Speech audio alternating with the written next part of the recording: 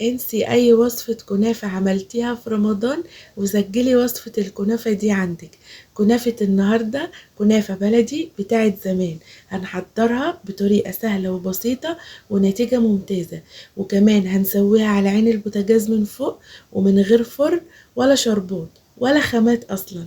وصفتنا النهاردة ليها محبيها اللي بيحبوها عن اي وصفة كنافة تانية. تابعوا معايا الفيديو للاخر وان شاء الله هتعجبكم قوي، ولما تجربوها مش هتبطلوا تعملوها. الحقوا هاتوها واشبعوا منها قبل ما رمضان يخلص، لانها ما بتتعملش الا في رمضان بس، مش زي الكنافة التانية موجودة في اي وقت. لو عجبكم الفيديو حطوا اللايك واشتركوا في القناة وفعلوا زر الجرس على الكل عشان يوصلكم كل يوم وصفاتنا الجديدة. يلا بينا نسمي الله ونبدأ وصفتنا.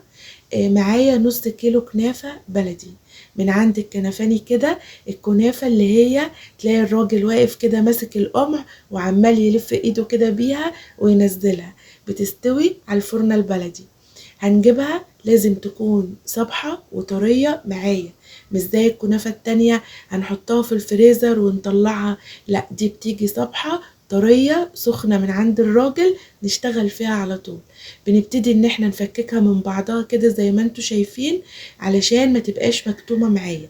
هنفككها كلها من بعض وهي بتتفكك معاكي بكل سهولة ومش متعبة، تتاكل حاف اصلا في الوقت ده، من ريحتها وجمالها بتتاكل حاف. هنفككها من بعض ونيجي للخطوة اللي بعد كده. معايا صينية مقاش 26، صينية تكون منعة للالتصاق. هجيبها وهكون مسيحة كوباية سمنة على زبدة، ما يعادل 200 جرام. هنجيب سمنة، ممكن سمنة بلدي ممكن زبدة على سمنة. المهم الكنافة بتاعتنا دي ما بيتحطلهاش زيت خالص، هي بتحب الحاجات زي السمنة والزبدة كده علشان تطريها ويبقى قلبها طري من جوه. هنجيب الصينية بتاعتنا ونقوم نازلين فيها كده بأربع خمس معالق كبار من المادة الدهنية بتاعتنا. اتوصي كده بالمادة الدهنية عشان خاطر هي دي اللي هتديها اللون الجميل والقرمشة اللي هتلاقوها فيها من بره. الكنافة بتاعتنا النهاردة بتبقى مقرمشة من بره وطرية وجميلة من جوه. هنرص بقى نص الكمية من تحت، ودي ما بتضغطش زي الكنافة التانية برضو، دي طريقة والتانية طريقة تانية خالص.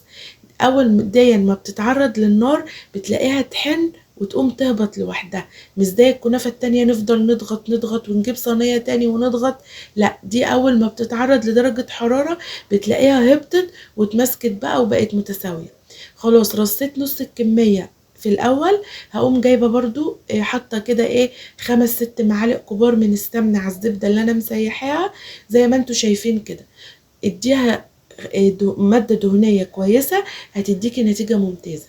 هاجي بقى بعد كده هديها الحشوه بتاعتها. الحشوه بتاعتها هي النهارده معانا سكر، هحط كده خمس ست معالق كبار من السكر، لان مش هنسقيها شربات ولا هنحط لها مكسرات ولا هنحط لها اي حاجه، هي بس مجرد الكنافة والسمنة والسكر. هي دي مكوناتنا النهاردة ومقاديرنا، أظن مفيش أسهل ولا أجمل من كده، هتديكي نتيجة ممتازة وطعم جميل. هنحط السمنة والسكر في النص، وحاولي ما تجيبيش السكر على أطراف الصينية علشان ما يتحرقش معايا واحنا بنسويها ويلزق ويخلي لنا الكنافة بتاعتنا محروق. هنزل بباقي كمية الكنافة زي ما انتوا شايفين، وهحاول ان انا بايدي كده انظمها بحيث ان شكلها يبقى مهذب وجميل. هنزل بباقي كمية المادة الدهنية معايا، هنحط دهون في الأرضية ودهون في نص الصينية ودهون من فوق. أظن كده سهل خالص، مفيش أسهل من كده. طريقة الكنافة دي انا عارفاها من وانا صغيرة كده، دايما كنت احب اكلها وكل سنة الحمد لله لازم بعملها. جوزي ما كانش بياكلها، اول ما دقها بصراحة مني عجبته قوي، وحماتي وحمايا برضو بقوا كل رمضان يقولوا لي اعملي لنا كنافة من الكنافة البلدي اللي انتي بتعمليها، بجد جميلة وطيبة وتاكليها كده تفتكري الزمن الجميل. هاجي بقى على اسويها على عين البوتاجاز، بقوم جايبة العين اللي هي الوسطانية، بوطي النار خالص وبقوم بقى ابتدي ان انا احط كده الصينية من على الطرف، وابتدي ان انا ادورها كده لغاية ما تاخد معايا اللي هي اللون الدهبي من تحت. اول ما احس خلاص ان هي بقت تتحرك معايا في الصينيه ومسكت من تحت تماسكت، هقوم بقى قلبها، هجيب صينيه تانية وقلبها، وبعد كده هقوم نازله على اليمه التانية زي ما انتوا شايفين كده. ممكن تحطي في الوقت ده معلقه سمنه في الارضيه عشان تديكي برضو نتيجه ممتازه. هنقلبها، هي مش بتاخد معانا على البوتاجاز اكتر من 10 دقايق. هتنكي تقلبي فيها وتدوري في الصينيه كده لغايه ما تحسي ان هي ارضيتها اخدت اللون الذهبي الجميل. كده خلاص اهي دخلت معايا في السوا. تبقي واقفه جنبها ما تسيبيهاش، وتنكي تديري فيها كده وتلففيها بحيث ان هي تاخد كلها اللون الذهبي من تحت. وبعد كده هنقوم حاطينها في صينيه التقديم، وبألف هنا وشفا. احلى صينيه كنافه بلدي هتاكلوها. جربوها بس بنفس الطريقه كده وان شاء الله هتعجبكم، وقولوا لي فيها رايكم. دي بقى ما بتتقطعش بسكينه، انا بس قطعتها بالسكينه عشان خاطر اوريكم شكلها، انما دي بتتقطع كده بالايد وبتتاكل وبألف هنا وشفا. لو وصلتوا معايا لغايه هنا في الوصفه، اوعوا تنسوا تحطوا اللايك وتقولوا لي وصفه النهارده عجبتكم ولا لا، واكتبوا لي كومنت حلو كده، واشتركوا في القناه. يسعدني ويشرفني وعلى راسي من فوق اشتراككم في القناه عندي وتعليقكم الجميل. هتلاقيها بقى معاكي مقرمشه من بره وطريه ومورقه من جوه. ريحه السمنه والزبده فيها تحفه. الخمس ست معالق سكر اللي حطيناهم هم دول اللي مسكرينها وبيخلوها جميله. اعذروني بقى ان انا باكلها بايدي، لان الكنافه دي مش عايزه شوكه ومعلقه وسكينه، لا دي بتتاكل بالايد كده على طول على بقك وبألف هنا وشفا.